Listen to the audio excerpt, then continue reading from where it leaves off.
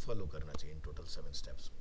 So first है start testing at an early stage of development, क्योंकि अगर आप डेवलप होने के बाद टेस्टिंग करने जाएंगे तो अननेसेसरी आपका कॉस्ट ऑफ जो होता है ना करेक्शन, COC, वो बढ़ेगा। So next step, conducting usability testing on competing products help understand what to and what not to do in our own. Have good mix of amateurs and experts in testing groups. Have the same internet bandwidth and connectivity as target users for the product. ऐसा नहीं होना चाहिए कि भाई जब हम लोग कोई वेबसाइट वगैरह बनाते हैं तो क्या होता है, वेबसाइट हमारे कंप्यूटर पर चल रही होती है। अब कंप्यूटर में अगर किसी का 8 GB रैम है, 16 GB रैम है, 32 GB रैम है, तो वो सी के हिसाब से परफॉर्म करेगा साइट। बट जहाँ हम लोग डिप्लॉय करने जा रहे हैं जिस सर्वर के ऊपर, तो हमें सर्वर का हार्डवेयर पता होना चाहिए कि आपने क्या रिसोर्सेज बाय किए हैं। अब जैसे होस्टिंग ना अलग अलग तरह की आती है। जैसे एक होता है शेयर होस्टिंग, जो कि सस्ती होती है, मतलब आपको 2-3 हज़ार रुपये में स्पेस मिल जाता है 1 ईयर के लिए, और वहाँ से वेबसाइट आपका चल रहा है। एक होता है क्लाउड होस्टिंग, नाम सभी ने सुन रखा है आज की डेट में, क्लाउड कंप्यूटिंग, क्लाउड होस्टिंग। तो उसमें क्या होता है कि आपको डेडिकेटेड स्पेस मिल जाते हैं। अब डेडिकेटेड होस्टिंग जो होती है वो एक्सपेंसिव आती है कंपैरेटिवली शेयर होस्टिंग। तो आपको ये ध्यान रखना है कि जो भी आप ऐप या वेबसाइट बना रहे हैं तो वो इतना हैवी नहीं होना चाहिए कि जब वो फाइनल लाइव होगा तो एंड यूज़र को बहुत ज़्यादा ग्लिच फेस करना पड़े उसमें। मतलब ऐसा होना चाहिए जैसे कि एग्जांपल के तौर पर हम अगर यहाँ देखें, हम यहाँ लिखते हैं जैसे कि इतनी बड़ी वेबसाइट है फ्लिपकार्ट, लेकिन वन गो में हमारे सामने विद इन 2 सेकेंड्स में लोड हो जाती है। ठीक है, और आप यहाँ पर देखेंगे सारी फंक्शनैलिटी वर्क करना इंस्टेंट स्टार्ट कर देती है, ये भी नहीं कोई टाइम लग रहा है। इसी तरह से जैसे अगर आप अमेजोन को अगर आप देखो, सॉरी स्पेलिंग मिस्टेक, amazon.in,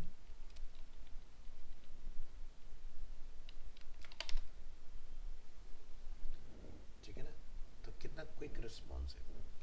अब ये हुआ डेडिकेटेड होस्टिंग। अब मान लो कि अगर आपकी होस्टिंग जो है वो शेयर वाली है, ठीक है, तो ये एक सिंगल पेज साइट है तो लोड हो गया जल्दी। बट अगर हम लोग बड़े साइट की बात करें,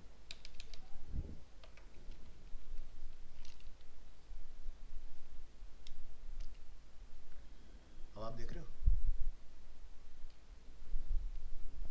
कितनी देर के लिए हम ब्लैंक है, वेबसाइट अभी तक आई नहीं है, वेट करते हैं आप।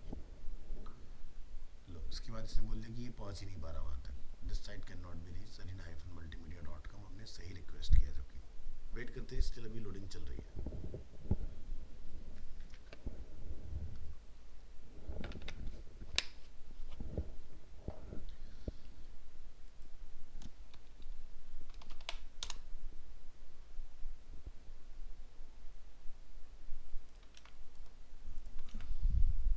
HTTPS सब हटा दो, ओनली arena-multimedia.com। ठीक है, तो डेटा अपना आ गया। अब यहाँ से आप कुछ कोर्सेज वगैरह अपने ओपन करो,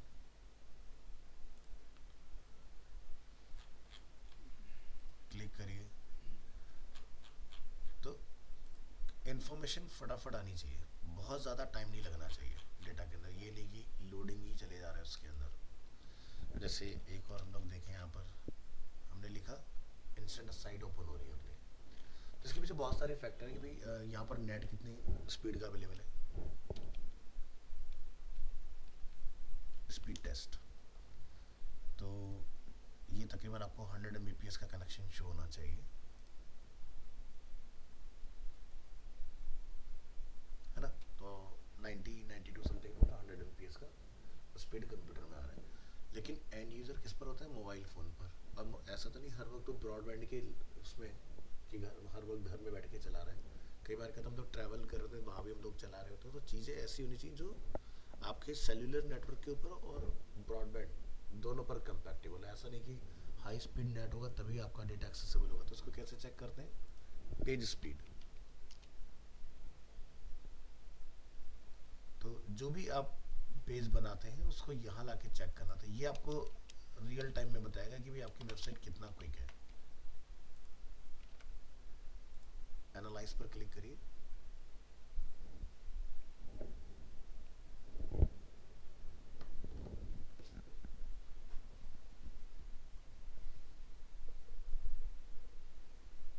इसको अपना काम करने दीजिए, तब तक हम लोग आगे बढ़ते हैं। Have testers concentrate on critical and most frequently use task. जो एक वेबसाइट के ऊपर जब कोई विजिटर पहुंचेगा तो हर एक यूज़र को वही सेम टास्क करना है। जैसे एक नया प्रोडक्ट अगर लॉन्च हो तो सबसे पहले क्या होगा, साइन अप सबसे ज़्यादा होंगे, साइन अप सक्सेसफुल होंगे तभी साइन इन होंगे।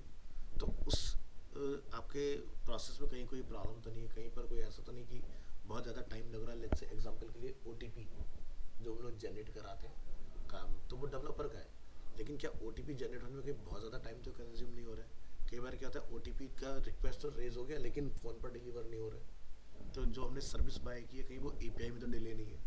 क्योंकि देखो, जो साइट डिज़ाइन आपसे कराता है ना, वो पूरी कोशिश करता है कॉस्ट बचे उसकी कैसे भी करके। वो ये देखेगा कॉस्ट इफेक्टिव उसके लिए क्या रहेगा। अगर उसको लग रहा है कि भाई मेरे को इस पर्टिकुलर सर्विस को बाय करने पर मेरे को 10-20 हज़ार रुपये का डिफरेंस आ रहा है, तो बचाने की कोशिश करेगा। अब उस 10-20 हज़ार के बचाने के चक्कर में कॉन्सिक्वेंसेस क्या होंगे, प्रॉस कॉन्स क्या है कि भाई आपने जो ओटीपी बनाया वो बहुत लेट आपके पास पहुंच रहा है। तब तक क्या होता है कि भाई ओटीपी की जो विंडो है उस पर साफ साफ लिखा आता है भाई आपका ये इतनी देरी के लिए वैलिड होगा। जैसे बैंकिंग केस में देखते ना कि अगर 10 मिनट निकल गए और ओटीपी 10 मिनट अगर पुराना हो गया तो वो चलेगा नहीं, चाहे आपको बाद में आ गया। ठीक है, वो क्या कहते हैं भाई आपका 10 मिनट के अंदर अंदर जो ओटीपी आएगा वही एक्सेप्ट होगा, नहीं तो नया ओटीपी बनाओ। तो कुछ बैंक ऐसे हैं कि जो 1 मिनट का भी टाइम नहीं देते, जैसे बैंक ऑफ बड़ौदा, वो क्या कहता है 1 मिनट के अंदर अंदर अगर ओटीपी आ गया तो चलेगा, नहीं तो नहीं। ठीक है, नहीं तो फिर नया रेस करो। तो अब जिस जगह से आपने बाय किया होगा तो उसका सर्वर की स्पीड क्या है, तो बहुत सारे फैक्टर्स हैं अलग अलग। फिर क्या हैव एन ऑब्जर्वर पर tester for best result, treat the recommendation from usability testing as a step to improvement and not failure। तो ये सारे यूजेबिलिटी के पार्ट हैं आपके जिसका हमें ध्यान रखना है। अब एडवांटेज और डिसएडवांटेज की बात करेंगे। तो इधर देखते हैं हमारी रिपोर्ट जनरेट हुई कि नहीं। किसमें चलाया था हमने, इनकॉग्निटो मोड में आई थी, तो इसका रिपोर्ट ही नहीं आया। चलो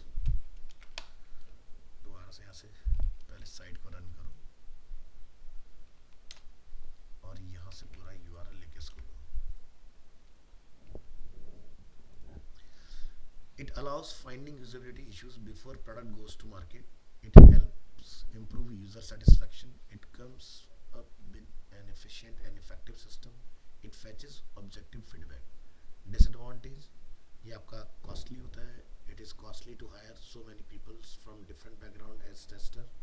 It adds extra time and effort to the project timeline. यानी कि भाई टेस्टर को अपना एक टाइम लगेगा, मे भी हो सकता है वीक लग रहा है, मे भी हो सकता है 15 डेज लग रहे हैं, मे भी हो सकता है मंथ लग रहा है पूरा प्रोजेक्ट टेस्ट करने में। तो बहुत सारे वेबसाइट्स क्या होते हैं या एप्स क्या होते हैं, लिमिटेड फीचर के साथ लॉन्च होते हैं और जैसे जैसे वो उनका सक्सेसफुल होता जाएगा वो नए नए फीचर्स में डालते जाएंगे। जैसे कि नेटफ्लिक्स का बहुत पहले से प्लान था कि हम गेमिंग लॉन्च करेंगे, लेकिन अब जाके उन्होंने गेमिंग का स्टार्ट कर दिया उसके अंदर कि भाई अब टेस्टिंग चल रही है अभी भी उसके ऊपर। तो क्या है कि एक चीज़ जब सक्सेसफुल हो जाएगी तो दूसरी चीज़ को लोग एक्सेप्ट कर लेते हैं, चलो थोड़े बहुत ग्लिच चल जाएगा। हाँ, बट अगर मान लो आपके फर्स्ट फेज में जहाँ पर आपकी कोई भी चीज़ें सही से काम नहीं कर रही तो क्या होगा, एक्सेप्टेंस आपकी कम हो जाती है, फेलियर के चांसेस बढ़ जाते हैं। तो एक तरीका ये होता है कि आप अपने website pay feature add on करेंगे स्लोली। जैसे कि फ्लिपकार्ट का एग्जांपल ले लो। फ्लिपकार्ट ने बहुत सारी चीज़ अभी हाल फिलहाल में उन्होंने अपना पूरा मोबाइल फ़ोन का जो यूआई वो भी चेंज किया है, नोटिस किया? यानी कौन है,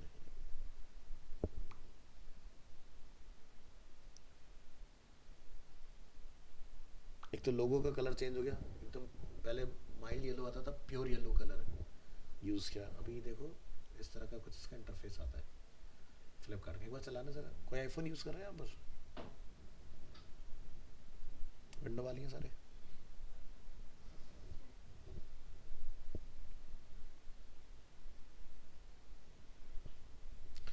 तो इसमें ना एक ऑप्शन आता है जैसे ब्रांड मॉल के नाम से, जो सर्च के सामने आप देख रहे हो। अगर ब्रांड मॉल को ऑफ कर दो तो कुछ इस तरह का इंटरफेस है, ऑन कर दोगे तो ऊपर कलर वगैरह जो है वो चेंज हो जाएंगे आपको। देखो ब्रांड मॉल स्टार्ट हो रहा है इसका, ये देखो कलर आपका आएगा, सब डार्क थीम में चले जाती हैं इसकी चीज़ें। तो अभी इन्होंने काफ़ी ज़्यादा इसमें कस्टमाइजेशन वगैरह किए। नीचे एक फीचर डाल दिया प्ले के नाम से यहाँ पर। तो मैं कह रहा था बहुत पहले, तो मेरे पास टेस्टिंग में आ चुका था रील वाला जो सिस्टम था ना फ्लिपकार्ट का, अब आप यहाँ पर अपने वीडियोस वगैरह बना के डाल सकते हो उसमें, ठीक है। आ रहे ना यहाँ पर? हाँ, अब ये मुझे पता नहीं वीआईपी के लिए किसके लिए, एक बार अपने में चेक करना तुम्हारे में आ रहा है कि नहीं आ रहा है। आ रहा है ना? हाँ, तो वीआईपी वाला कोई ऐसा चक्कर नहीं है, ठीक है। तो आप अपना कोई प्रोडक्ट खरीदो, उसका रिव्यू करो और यहीं पर डाल दो, ठीक है। तो प्रॉपर देखो, और अच्छे खासे लोगों ने उस पर 2 लाख व्यू समथिंग, इतना अच्छा अच्छा डेटा लोगों ने ऑलरेडी डाल दिया इसके ऊपर। तो ये बेसिकली उनके लिए जिनको कैटेगरी वाइज कुछ बाय करना था, for you, trends for him, trends for her, beauty, image, home hacks, उस तरह की चीज़ें इसमें अवेलेबल है। नेक्स्ट कैटेगरी को काफ़ी अच्छे से रिफाइन कर दिया, जैसे हमारा डेस्कटॉप में दिखता ना, ये कैटेगरी काफ़ी अच्छा कर दिया, पहले इस तरह से नहीं आता था कैटेगरी का सिस्टम, तो पूरा रिवैम्प हुआ इसका यूआई बढ़िया से।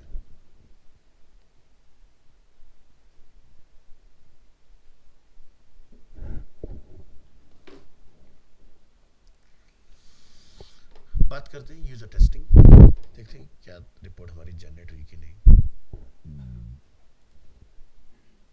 नहीं बना पा रहे हैं, चलो हम किसी और को टेस्ट करके देखते हैं, जैसे कि फ्लिपकार्ट।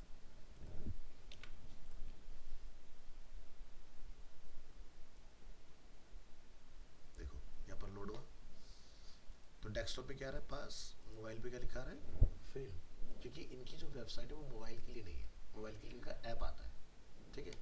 और जैसे हम इस साइट को चेक करें तो ये देखो फेल आएगी, यहाँ जाओ, डालो, सर्च करो, डेस्कटॉप पास हो जाएगी। इसका ऐप डेवलप होगा, लेकिन अभी रिस्पॉन्स में चला रहे हैं इसको, लेकिन इसकी स्पीड थोड़ा सा कुछ सेकंड से बीट हो जाती है।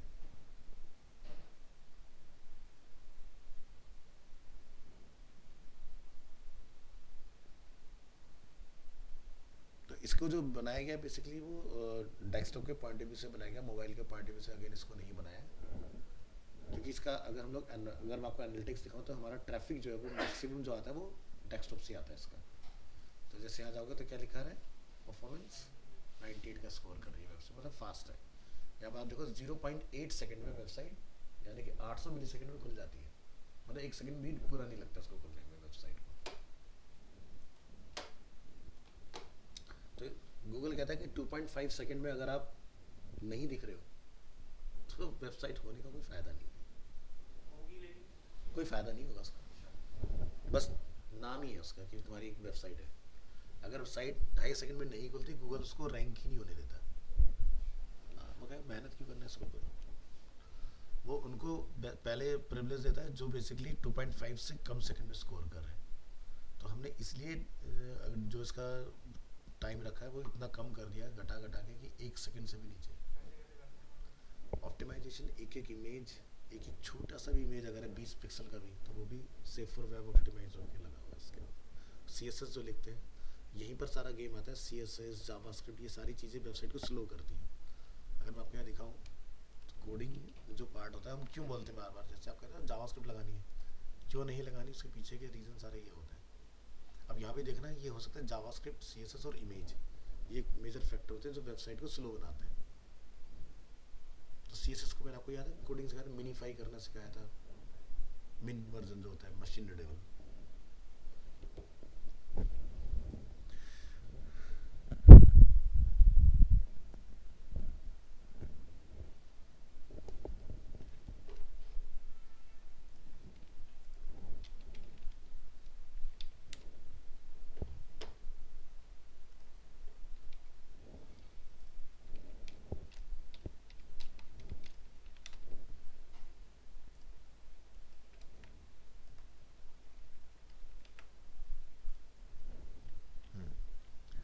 तो देखो यहाँ पर क्या क्या चाहिए, देखो इमेज, CSS, ठीक है।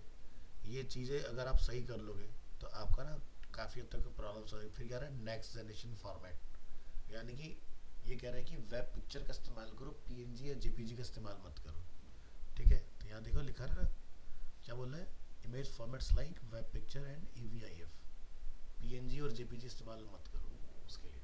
तो जैसे अब ये चेंजेस करोगे आपका ये जो ब्लॉकिंग टाइम है ये काफ़ी कम हो जाएगा, ठीक है। तो अभी अभी इसका जो परफॉर्मेंस आ रहा है वो 75 है, ये और बढ़ना चाहिए, जैसे कि हमारे डेस्कटॉप पर जा रहा है 98। ठीक है।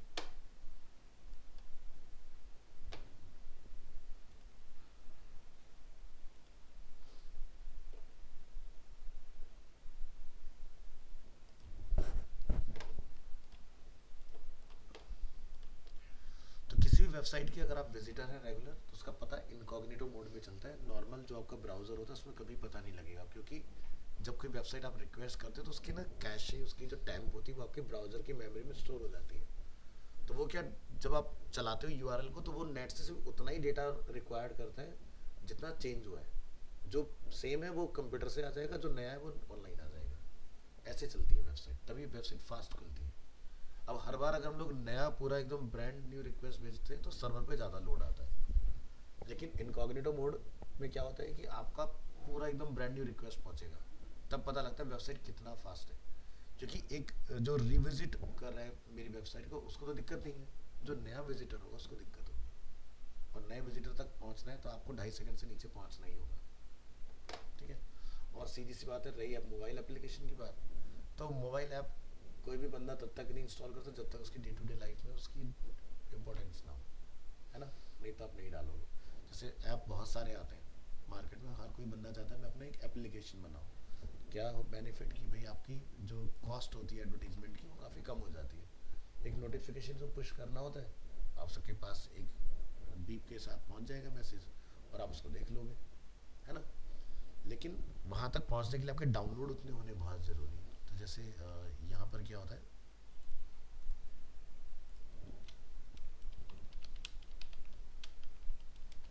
गूगल प्ले स्टोर,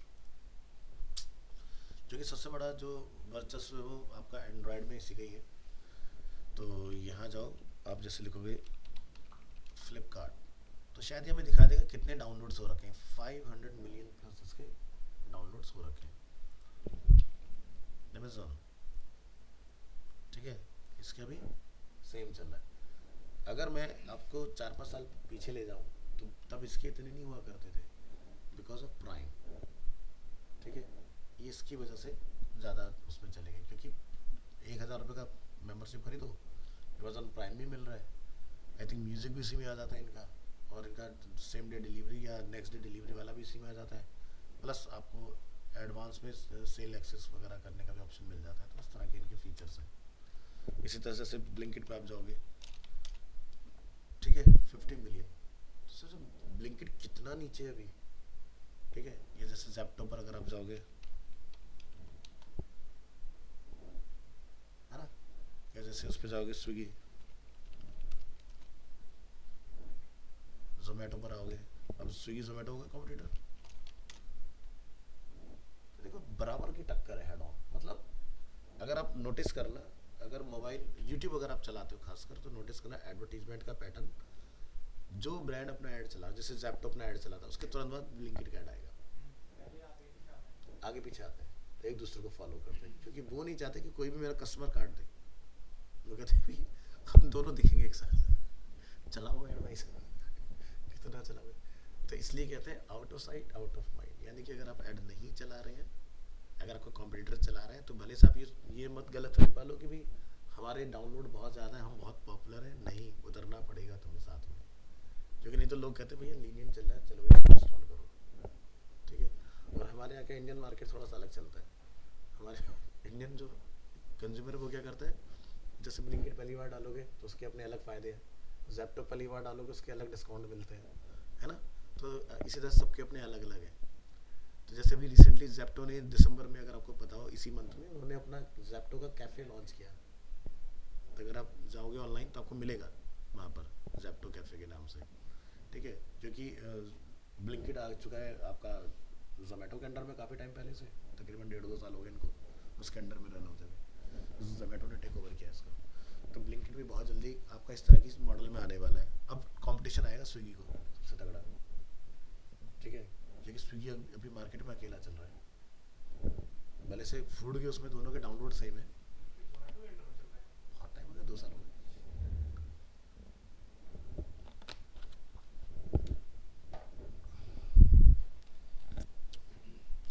और जोमेटो वाला तो नेक्स्ट लेवल है भाई साहब, जैसे बोलिए टाटा वन एम जी, तो ये उसके ऑर्डर भी डिलीवर करता है। अगर आपको टाटा वन एम जी से कोई मेडिसिन ऑर्डर करनी है ना, तो जैसे तो वहाँ से जो मेडिसिन आती है वो जोमेटो वाले लेके आते हैं। वो कहते हैं खाली नहीं बैठा हो बंदे को, इसको हायर किया, इसको काम पे लगाओ। ऑर्डर देना किसी चीज़ का भी दे, चाहे खाने का दे चाहे दवाई का दे, लगाओ इसको काम पे।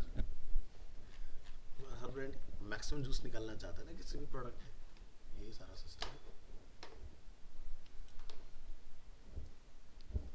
चलिए वापस आते हैं, टेस्टिंग की बात कर लेते हैं। So user testing is a method to discover issues with the website और application while empathizing with the user.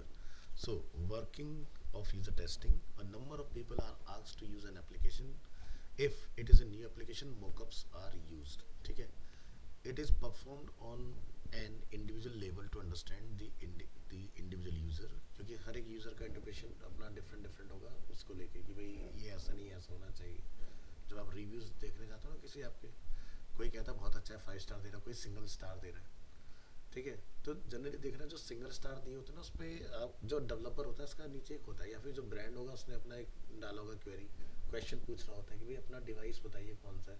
और जैसे एंड्रॉयड कोई बहुत पुराना चला रहा है, ठीक है, चाहे भले से उसके पास फ्रीडम है कि वो कोई भी उसके अंदर ऐप डाल सकता है।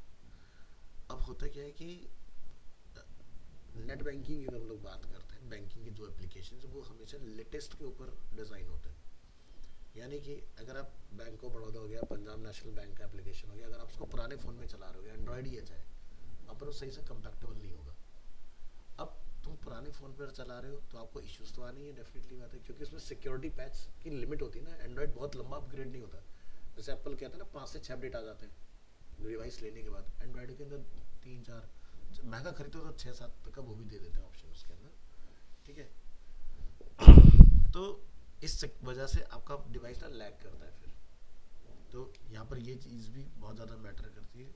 तो यहाँ पर हम लोग जब बात करें यूज़र टेस्टिंग, तो ये टेस्टिंग एक ऐसा पार्ट है जो कभी एंड नहीं होता, चलता रहेगा हमेशा। आज आपने ऐप बना दिया, अब आपका वो ऐप 100 लोग डाउनलोड करेंगे, 100 के पास सेम मॉडल का फ़ोन तो होगा नहीं, सेम एंड्रॉयड नहीं होगा सबके पास, है ना। अलग अलग ब्रांड के साथ अलग अलग तरीके से आपका ऐप जो होगा वो वर्क कर रहा होगा, तो किसी में डिवाइस हो सकता है हीट भी हो रहा हो, ठीक है, तो ये टेस्टिंग होती है। तो फिर आपको उसके अंदर सिक्योरिटी पैचेस निकालने पड़ते हैं। अब देखते हो महीने भर में एक ऐप के 2-3 अपडेट आते हैं, तो सिक्योरिटी से रिलेटेड भी होते हैं, स्टेबिलिटी से रिलेटेड भी होते हैं। कई बार ऐसा नोटिस किया होगा आपने, कोई ऐप जैसे आप चलाते हो तो जैसे फीचर पे क्लिक किया ऐप बंद हो गया, ठीक है, और आप कहते भी तो बंद किया नहीं, बंद कैसे हो गया अपना। Ideally, test candidate should be a potential client or someone from the target audience. Every action or feedback from the tester is recorded. So जैसे कि यूज़र सेंटर डिज़ाइन, जिसके बारे में लोग यूसीडी में पहले भी पढ़ चुके हैं, तो यहाँ पर आप देखोगे what do you need in your work? I just want to quickly get to this site to the information I need. So जैसे interviewing, observing and collecting data. ठीक है, तो फैक्ट्स वर्सेस ओपिनियन। अब जैसे आपने यूज़र सेंट्रिक डिज़ाइन में कुछ जैसे हम what might a user want, oh I know as a user I would like to validation of on a login to be very clear so that I can easily see when if I make a mistake when I log इन।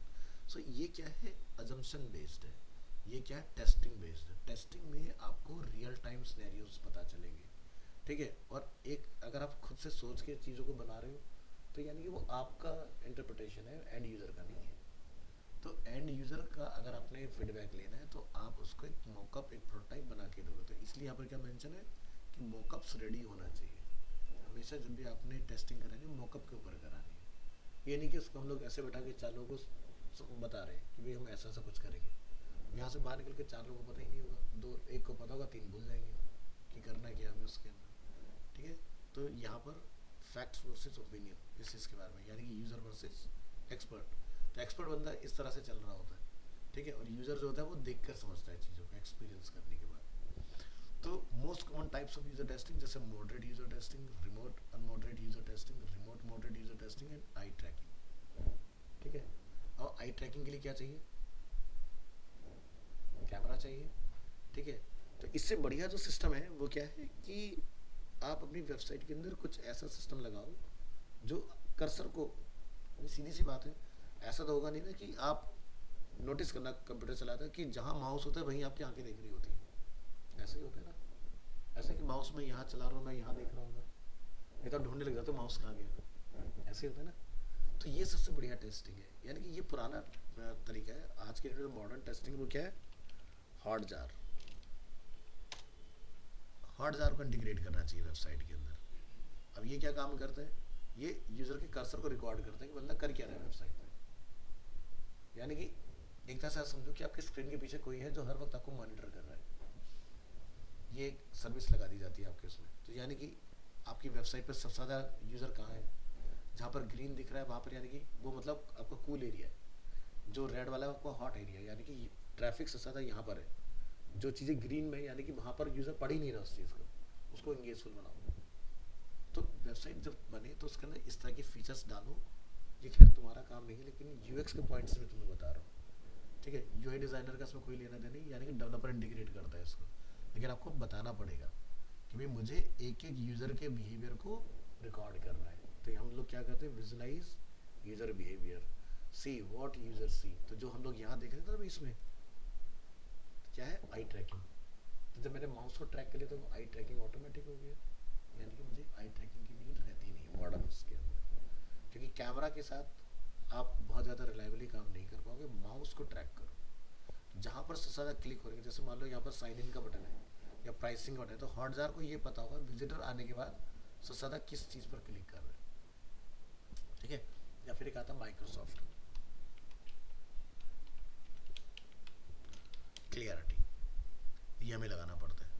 ये भी session record करता है, यानी कि ये बता देगा website में यूज़र का माउस कहाँ कहाँ पर है, क्या काम कर रहा है आपकी वेबसाइट। जैसे देख रहे हैं आप यहाँ पर एक क्लिक हुआ गेट स्टार्टेड पर, यहाँ पर साइन इन पर 2 क्लिक हुए, लैंग्वेज सिलेक्शन पर 3 क्लिक हुए, यहाँ से आपका गेट स्टार्ट पर 4 क्लिक हुए, डेमो देखने के लिए 5 क्लिक हुए, रेटिंग पर 7 क्लिक हुए। यहाँ से इस तरह से अलग अलग चीज़ें आपको पता चलेंगी वेबसाइट के अंदर। तो ये वो पार्ट है जिससे आप डायरेक्टली अपनी वेबसाइट में इंप्रूवमेंट ला सकते हैं। एंड यूज़र को कुछ नहीं पता होगा क्या चल रहा है। बीइंग वेबसाइट ओनर या एप्लीकेशन ओनर, मुझे पता होगा कि एंड यूज़र क्या एक्सपीरियंस कर रहे हैं। तो यानी कि जो जगह खाली है वहाँ पर मुझे क्लिक कैसे लेकर आना है यूज़र से, तो वो एनालाइज यहीं से किया जाता है सारी चीज़ें, ठीक है। तो ये बड़ी बड़ी कंपनियाँ हैं जो अपने प्रोजेक्ट में यूज़ करती हैं इन चीज़ों को सीखने के लिए, ठीक है। सबका नाम यहाँ पर अवेलेबल है, तो लगाना चाहिए।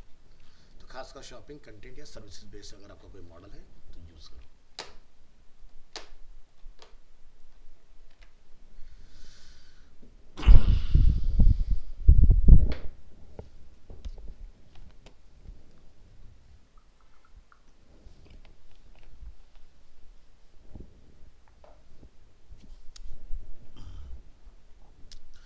सो इवेल्युएशन क्राइटेरिया क्या रहेगा अपना, अच्छा ये समझ लो जरा, moderate user testing and remote unmoderate user testing, ठीक है। तो यहाँ पर बेसिकली क्या होता है, मॉडरेट के अंदर आप ज़्यादा प्रिसाइज पर काम करते हो, अनमॉडरेट के अंदर नॉर्मली पे आप काम कर रहे हैं। रिमोट टेस्टिंग से हमारा मतलब क्या होता है कि भाई एंड यूज़र को हमें यहाँ नहीं बुलाना, वो आप लाइव लिंक उसको शेयर कर दो। तो जैसे हम लोगों ने एक्सडी का मैंने आपको एग्जांपल दिखाया था 2-3 क्लास पहले। तो एक्सडी के अंदर क्या होता है कि आपने कोई फाइल अगर किसी को शेयर किया है तो उसमें ऑप्शन होता है वो किस लिए शेयर किया, आपने रिव्यू के लिए शेयर किया क्लाइंट के साथ, तो क्लाइंट उस पर अपना रिव्यू दे सकता है, ठीक है।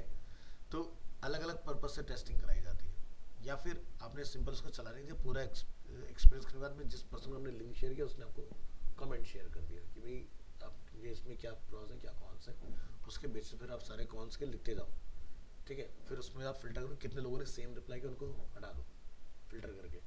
तो जो आपके पास बचे 5-6 पॉइंट्स उनके ऊपर आपको काम करना है। ध्यान रखना है कि मेजोरिटी ऑफ पीपल, अगर मुझे लग रहा है कि भाई 9 लोग एक बात कह रहे हैं और एक बंदा एक बात कह रहा है, तो एक को हटा दो, 9 की बात सुनो, यानी कि वो ज़्यादा जरूरी है मेरी वेबसाइट के अंदर होना, ठीक है। अब फिर तुम्हारी जो एक्सपीरियंस है, जो एक्सपर्टीज़ है, वो क्या उसके साथ जा रही है कि नहीं जा रही है, ठीक है। क्योंकि पता चला 9 लोगों ने बोला भाई जो लॉगिन है वो लेफ्ट में लगा दो, तो लेफ्ट में थोड़ी ना लगा देंगे हम लोग। फिर 9 लोगों ने जो आपको रिकमेंडेशन वो गलत है, यानी कि हमारी प्रैक्टिस से मैच ही नहीं कर रहा हूँ। कौन है, अंशु।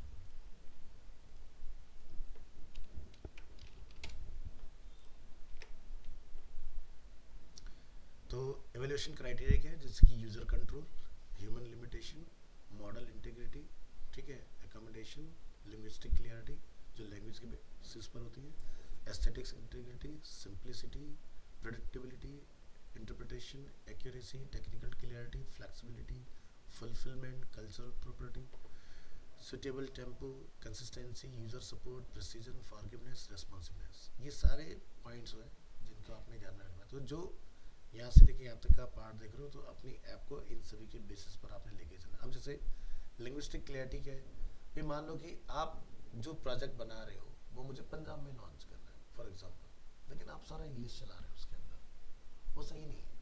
तो जैसे देखते हो कि जब आप कोई म्यूजिक ऐप अपने फ़ोन में डालने जाते हो तो आपसे आपको इंटरेस्ट पूछता है। भाई आज की डेट में बहुत सारे लोग जो है मिक्स एक्सपीरियंस लेते हैं, जैसे कि पंजाबी भी हम लोग यहाँ इन्जॉय कर रहे हैं, हरियाणवी सॉन्ग्स भी हम लोग इन्जॉय कर रहे हैं, इंग्लिश हिंदी भी हम लोग इन्जॉय कर रहे हैं, लेकिन तुम तमिल, तेलुगु, कन्नड़, उड़िया इनका कभी भी नहीं लेते, या भोजपुरी का कभी आप नहीं चूज़ करते। उसके अंदर जो वहाँ का होगा वो उसको चूज़ करेगा। अब सोचो कि आपने एक म्यूज़िक ऐप बना दिया, लेकिन आपसे आपका इंटरेस्ट नहीं पूछा गया, अब गाने कुछ भी आ जा रहे हैं अचानक से।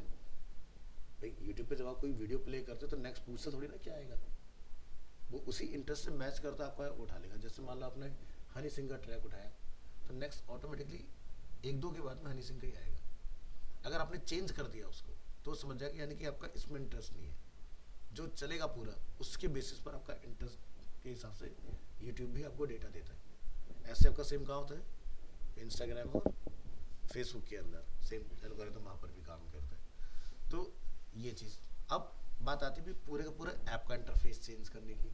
तो जैसे मान लो कि हम अगर बात करें अमेज़न के अंदर अगर आप आओगे तो बाय डिफ़ॉल्ट ही इंग्लिश में ही लॉन्च होता है, ठीक है। यहाँ से अगर आप जाओगे तो मुझे अपनी इतनी रीजनल लैंग्वेज में चेंज करने का ऑप्शन मिल रहा है। दिया है ना उन्होंने लिंग्विस्टिक कंट्रोल, क्यों दिया है कि भाई हो सकता है कि भाई कोई जो है बिल्कुल मराठी समझता हो, कोई हो सकता है पूरा का पूरा यहाँ से बांग्ला ही समझता हो, ये बांग्ला हो गया आपका, ये मलयालम हो गया, कन्नड़ हो गया, तेलुगु हो गया, तमिल हो गया, है ना। इनके ऊपर ज़्यादा फोकस किया। तो इसमें क्या है, थोड़े से रिजिड लोग हैं, इनमें क्या है रिजिड लोग हैं। जैसे बांग्ला में जो है आज के जो पुराने लोग हैं ना, वो कोर बांग्ला ही जानते हैं और कुछ नहीं जानते। अब मान लो उन्हें अगर उसको यूज़र बनाना है अपना, तो मान लो उन्होंने इंग्लिश या हिंदी रख दिया, अब हिंदी तो पूरे हिंदुस्तान में हर कोई नहीं जानता ना, ये हमारे यहाँ पर ज़्यादा चलती है। तो भाई बांग्ला वालों के लिए उन्होंने इस तरह से रखा है, पूरा बदल गया इसके अंदर, है ना। जो चूज़ करोगे इसके हिसाब से चेंज हो जाएगा,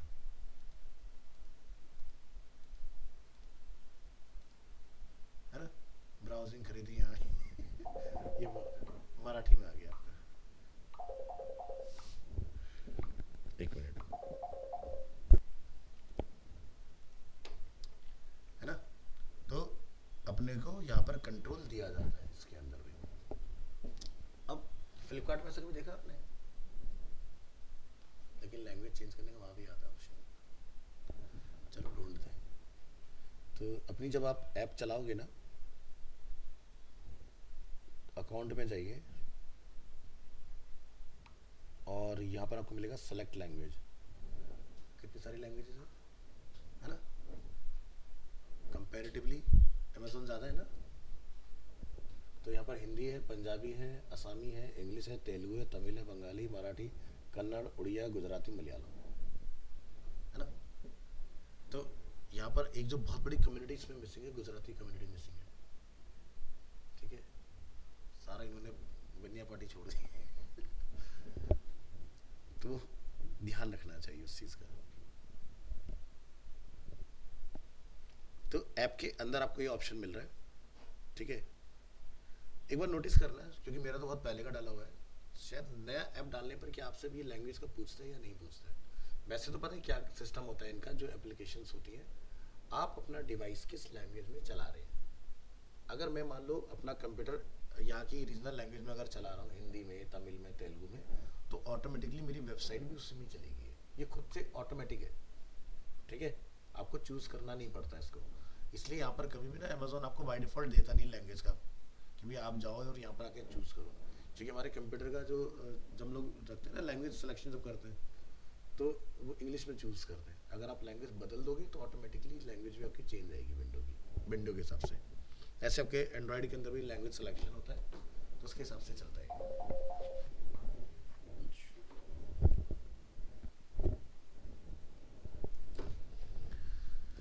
तो यहाँ पर मैं इसका आपको एक लाइव एग्जांपल दिखा देता हूँ, जैसे कि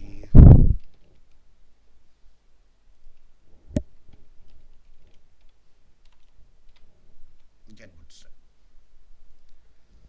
आप यहाँ देखें तो अभी यहाँ पर क्या लिखा है, लाइट। मैं इसको ऑटो कर देता हूँ, ऑटो में भी क्या रहा है, लाइट ही आ रहा है ना। अब देखो ऑटो का मतलब क्या हुआ कि अगर मैं थीम एंड रिलेटेड सेटिंग्स में आता हूँ,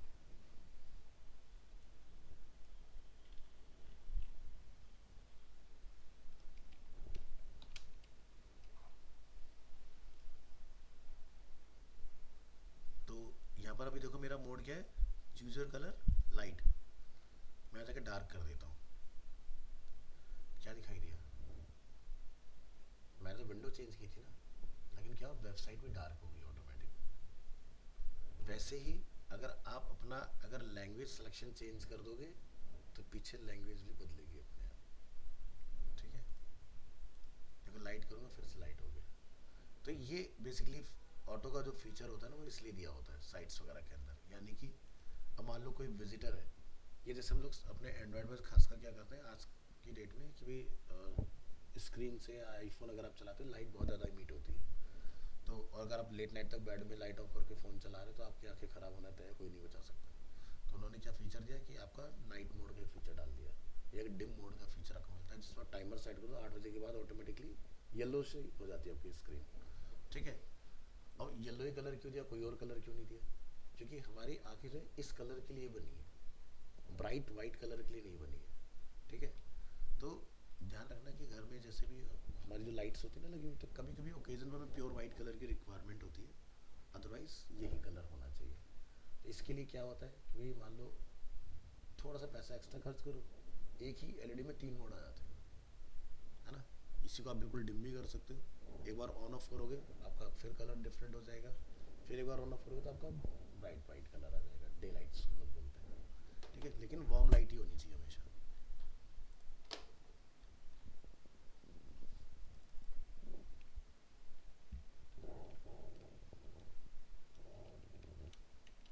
दिखा भी देता हूँ।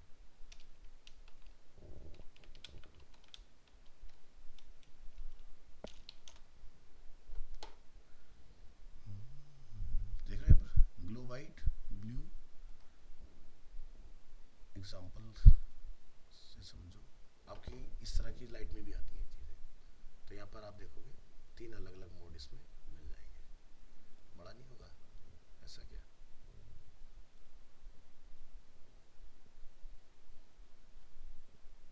चलो देख लेना, आती है।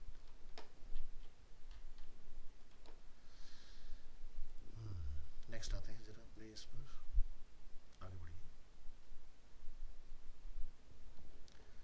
एक्सपर्ट रिव्यू, जिसमें ऑल्टरनेटिव अप्रोच वो प्लान की जाएगी भी क्या अप्रोच हम लगाना चाह रहे हैं। ठीक है, start with end user in mind. अब एंड यूज़र को ध्यान में रखिए, हम लोग डे वन से सीखते आ रहे हैं, क्योंकि कोई भी चीज़ हमें एज ए डिज़ाइनर नहीं बनानी है, एंड यूज़र के हिसाब से बनानी है। क्योंकि अगर आपका एंड यूज़र उतना एजुकेटेड नहीं है उस पर्टिकुलर ऐप को या वेबसाइट को चलाने के लिए, कोई फ़ायदा नहीं है। तो जैसे कि आपने नोटिस किया पहले फ्लिपकार्ट का जो कैटेगरी फ़ोन में आता था वो ना टेक्स्ट बेस आता था। अब इन्होंने वेबसाइट वाली प्रैक्टिस को फ़ोन के ऐप में इस्तेमाल किया कैटेगरी के अंदर। अब मैंने कैटेगरी दिखाया था ना, तो कैटेगरी विजुअल फॉर्म में था, यानी कि आप उस कैटेगरी को पढ़ने की जरूरत नहीं, विजुअल देख के समझ जाओ कि वो कैटेगरी किस चीज़ के लिए बना है। तो यानी कि एंड यूज़र को खास ध्यान में रख के बनाई ये चीज़ें। तो फ्लिपकार्ट का जो मेजर ट्रैफिक आता है वो उसका मोबाइल एप्लीकेशन से आता है कंपैरेटिवली फ्लिपकार्ट। ठीक है, वियरिंग द यूज़र शूज़। ठीक है, भाई जब तक आप एंड यूज़र के पॉइंट से नहीं सोचोगे आप प्रोडक्ट बनाओगे, उसके अंदर आपको करेक्शंस करने पड़ेंगे बार बार। तो बार बार करेक्शंस ना हो, रिव्यूज़ ना हो, प्रोडक्ट फेलियर के चांसेस कम से कम हो, तो एंड यूज़र के पॉइंट से बनाइए चीज़ों को। यानी कि जब आपका प्रोडक्ट डिज़ाइन हो रहा हो, चाहे आप खुद ही बना रहे हो, तो डिज़ाइनर का पॉइंट से बना लिया, खुद ही उसको एनालाइज करो कि अगर मैं इसका विजिटर हूँ, मैं अगर इसका एंड यूज़र हूँ, तो क्या ये मेरे हिसाब से सही है कि नहीं है। ठीक है, क्योंकि जनरली डिज़ाइनर, ग्राफिक डिज़ाइनर सबसे बड़ी जो गलती करता है वो यही करता है कि मुझे क्या अच्छा लग रहा है, वो एंड यूज़र को हमेशा भूल जाता है, और आपके अच्छे लगने से मार्केट नहीं चलती। तो इसका बेस्ट एग्जांपल जैसे कि अगर आप देखोगे जितनी भी आपकी स्ट्रीमिंग साइट्स होती हैं, जहाँ से हम लोग ऑनलाइन डेटा एक्सपीरियंस कर रहे होते हैं, तो वो लोग क्या करते हैं, चाहे दिन में चलाओ रात में चलाओ, वो डार्क थीम में ही आते हैं। जैसे नेटफ्लिक्स ले लो, डिज्नी हॉटस्टार ले लो, अमेजोन प्राइम ले लो, सारे कलर क्या है, डार्क है ना। क्यों? क्योंकि वो जो उसका कंटेंट है जो स्ट्रीम कर रहे हैं वो लोग उसको एलिमिनेट करना चाह रहे हैं, ना कि अपने खुद के कलर्स को। वो चाहते हैं कि भाई उस ऐप के अंदर सीधे यूज़र वो देखे जो वो देखना चाह रहे हैं। ठीक है, क्योंकि उनकी जो परचेजिंग है, जो उसकी बाइंग हो रही है, वो उस कंटेंट से ना कि ऐप से है। ठीक है, आप नेटफ्लिक्स पर क्यों जाना चाहते हैं? क्योंकि प्रीमियम कंटेंट मिलता है, एड फ्री मिलता है। हॉटस्टार का टारगेट ऑडियंस बिल्कुल अलग है, जिनका बजट नहीं है तो वो लोग हॉटस्टार को प्रेफर कर लेते हैं। ठीक है, जिसको सेम डे डिलीवरी का या फिर अमेजोन से रिलेटेड काम करना है तो वो अमेजोन प्राइम खरीद लेता है। अब अमेजोन ने भी अपना वो चेंज कर दिया है, अमेजोन ने भी दो बना दिए, क्योंकि खाली अगर आपको प्राइम लेना है मतलब तो 1000 रुपीज़ वाला सिस्टम अलग है, और अगर आपको डिलीवरी का सिस्टम जाना है खाली तो वो ले लो। क्योंकि वो चाहते हैं कि भाई 1000 वाला भी बंदे के ऊपर बर्डन ना हो। ठीक है, तो उन्होंने डिलीवरी के लिए 500 रुपये का अलग ही प्लान बना दिया उनको डेडिकेटेड। बेनिफिट्स और कंक्लूजन्स। तो ध्यान रखिए, कुछ भी बनाएं एंड यूज़र को माइंड में रखिए। अगर एंड यूज़र को माइंड में लेके चलोगे चीज़ें ऑटोमेटिकली बढ़िया बनेंगी आपकी। सो जैसे यहाँ पर अलग अलग हम लोग चीज़ें देख रहे हैं, जैसे कि एक्सपर्ट रिव्यू, जिसमें यहाँ पर आप देखो seeking to grow business doesn't have a website. तो ये आपके क्या एक तरह के ना पर्सोनास है, चार अलग अलग लोग हैं। ठीक है, इनके क्या पर्सोना देख लो, नीचे का लिखा टिपिकल पर्सोनास। पर्सोनास बताया था ना लास्ट क्लास में, यानी कि आपका एक फ्रिक्शनल नॉन फ्रिक्शनल कैरेक्टर जिसके इर्द गिर्द पूरा का पूरा आप ऐप डिज़ाइन करते हो। जिसमें मैंने आपको एक एग्जांपल दिया था कि अगर कोई बैचलर पर्सन है तो वो क्या करेगा, घर जब पहुंचेगा तो उसको चाहिए रात के लिए डिनर। तो डिनर या तो खुद बनाना जानता, अगर नहीं बनाना था तो वो कहीं से खरीदेगा। डेली वो होटल का तो कंज्यूम कर नहीं सकता। तो यानी कि कोई ऐसा ऐप होना चाहिए जो होम मेड फूड उसको प्रोवाइड करा दे, वो मे बी चाहे टिफ़िन सर्विस के फॉर्म में हो या जैसे भी हो उस तरह से।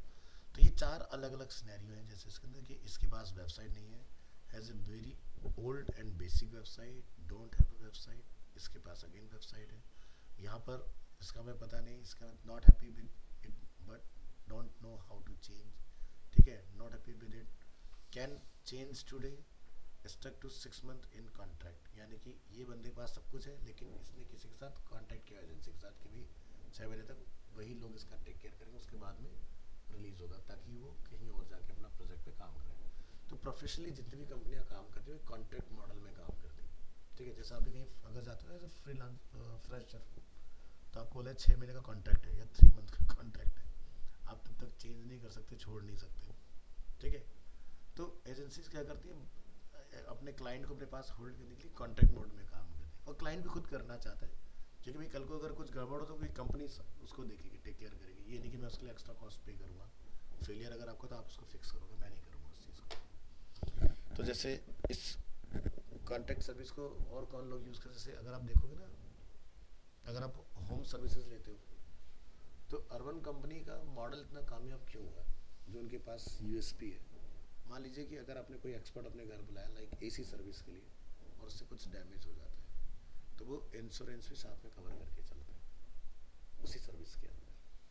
तो वो लिखा होता है अप टू 10,000 तक का अगर कुछ हो गया तो वो कंपनी वेयर करेगी उस चीज़ को।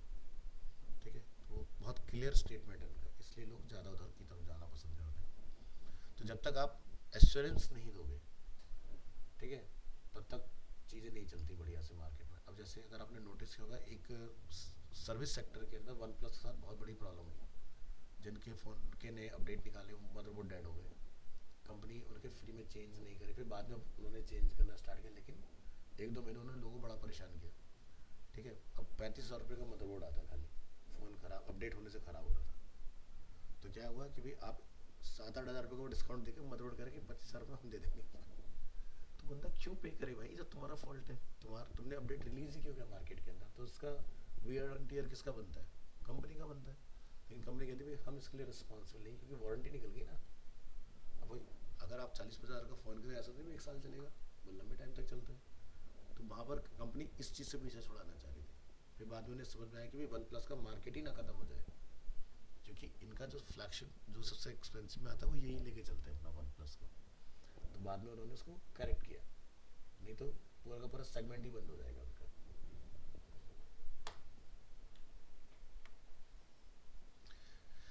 ठीक है, तो इस तरह से अलग अलग चीज़ें एज्यूम की जाती है, फिर उसके बेसिस पर आपकी चीज़ें डिज़ाइन होती हैं। तो जैसे यहाँ पर हमारे पास पहला पर्सन है, अपना बिजनेस ग्रो करना चाहता है बट उसके पास वेबसाइट नहीं है, not actively seeking to buy but wanting to understand more about websites, searching for advice on websites, no or basic digital knowledge, no relationship with Yale, and यहाँ पर है doesn't know Yale does digital products and websites।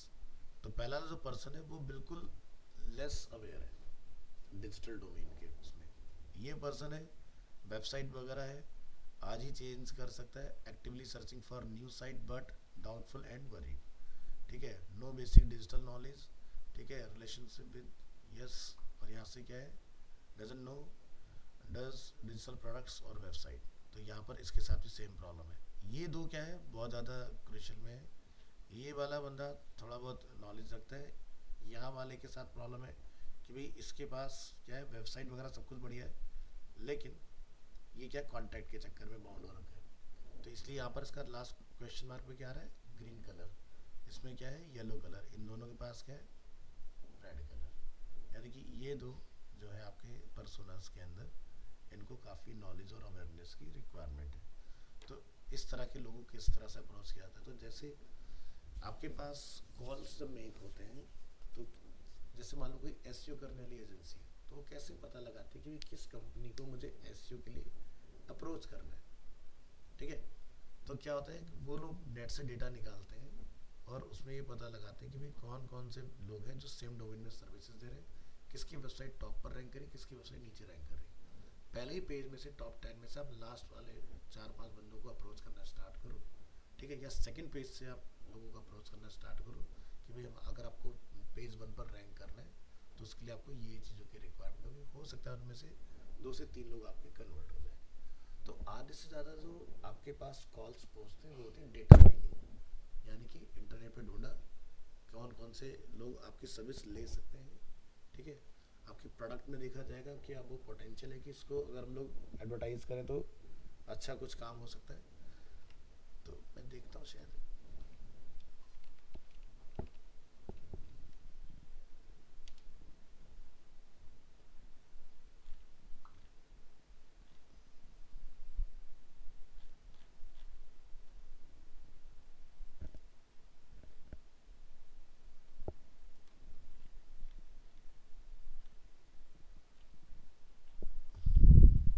बनाया नहीं अभी तक इन्होंने।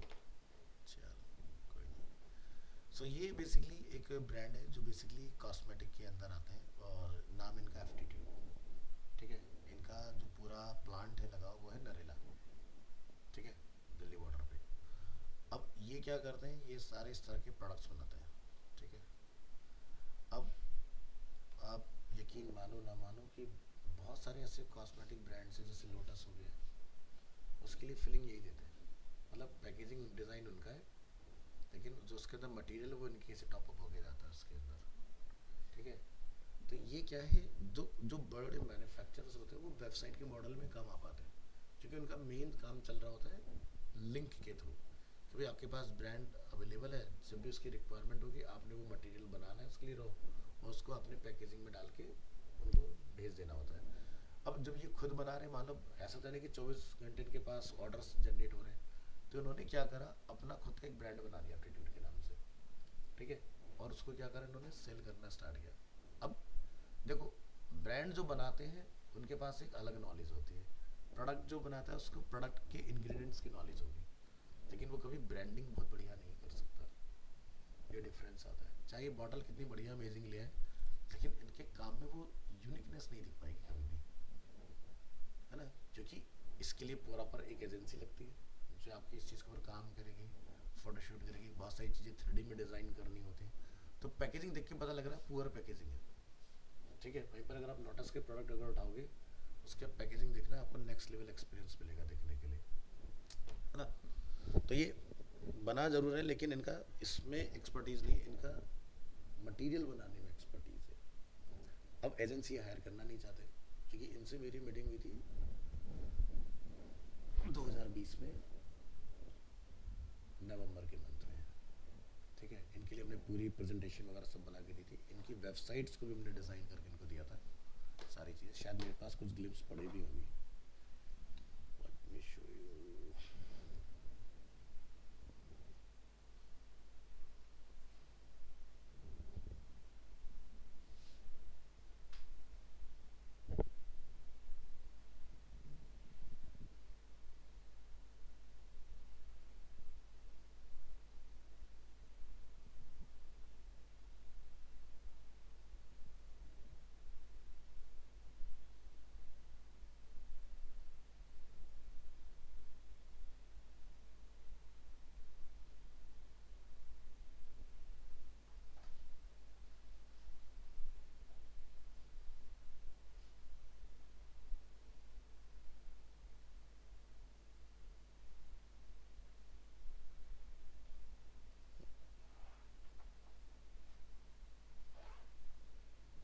WhatsApp पर इसका पीपीटी मिल नहीं रहा अपने को, नहीं तो मैं आपको दिखाता।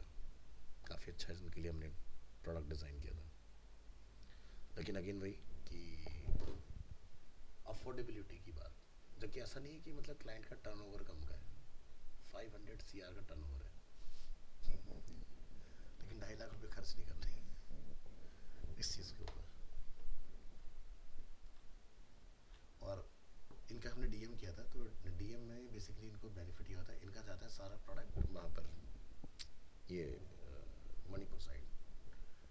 हमने इनको यहाँ से क्लाइंटेल दिया था डीएम करने के बाद वहाँ का दुबई का, तो दुबई के होटल्स वगैरह में काफ़ी अच्छे होटल्स हैं जो जहाँ पर इनका प्रोडक्ट गया है। तो होटल की ना अपना खुद की एक पैकेजिंग होती है। तो अब जैसे आप देखते हो मार्केट में आपने नोटिस किया होगा, जैसे इंडस्ट्रीज होती है, तो जैसे मान लो आप घर पे लेकर आते हो हार्पिक एक बॉटल में, वहीं पर एक 5 लीटर की उसकी कैन भी आती है, अच्छा आपका हैंड वॉश हो हर चीज़ हो। तो इनका मटेरियल ऐसे जाता है, पैकेजिंग में नहीं जाता इनका। मतलब जाओ अपना टॉपअप कर लो, जैसे लोटस में जाएगा तो पूरा ऐसे कैन जाती है, अपना भरो यूज़ करो, ठीक है, उस तरीके से। तो ये डिज़ाइनिंग पे काम ना करके बल्क क्वांटिटी पर काम करते हैं। जैसे कोलिन की अगर आप बॉटल लेके आओगे तो 100-150 रुपये की आती है, 5 लीटर पूरी कोलिन की कैन आ जाती है 5 लीटर की, ठीक है। उसको जाके फिर अपना पैक कर करके फिर अपना बेचो, इस तरह से।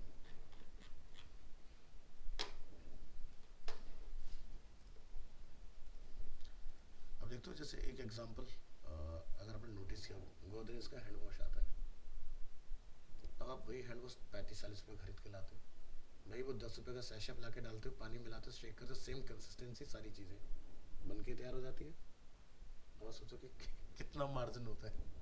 और जो 10 रुपये में आपके पास रॉ मटेरियल आ रहा है, उसमें भी आपका मार्केटिंग है, उसमें पैकेजिंग भी इन्वॉल्व है, सारी चीज़ें, तो मतलब कि शायद वो 2 रुपये भी नहीं है, जो पूरे महीने चलता है हैंड वॉश। इतना बड़ा तगड़ा माल, सब केमिकली तो है।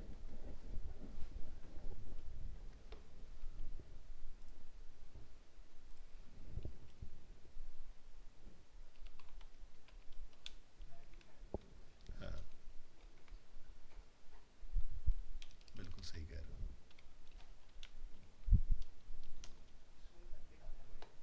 हाँ, इसका आता, ये पूरी 5 लीटर कैन के साथ भी देते हैं। ये देखो 10 रुपये और पूरी बोतल बन जाएगी, ठीक है। तो ये इसके साथ में ये फ्री भी दे रहे हैं, देखो इस बॉटल भी है, साथ में एक तुम्हारा सैशे भी आ रहा है, ये देखो। एक इनका एक इन्होंने अभी इन्होंने फ्लोर क्लीनर भी इन्होंने अपना लॉन्च किया है, ये भी सैशे में ही आता है।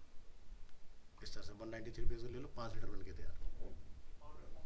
हाँ, ये पाउडर फॉर्म में है, shake it make it, 5 litre की बॉटल तैयार, अपना चलाओ। अब जो मार्केट में लोकल ब्रांड आते हैं वो इस तरह से अपनी पैकेजिंग निकालते हैं, तो बड़े तगड़े तगड़े मार्जिन है। ये देखो इसका भी इन्होंने बना रखा है फ्लोर क्लीनर, एक और यहाँ।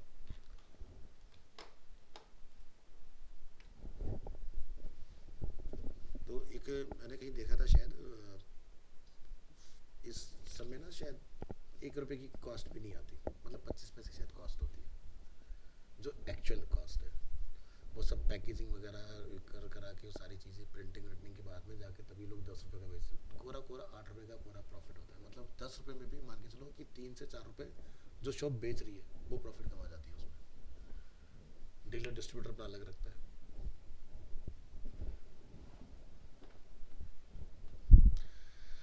चलिए जी, तो आज के लिए हम लोग यहीं तक रखेंगे अपनी चीज़ें इसमें। नेक्स्ट क्लास हम लोग यहाँ से कॉग्निटिव वॉक थ्रू से स्टार्ट करेंगे।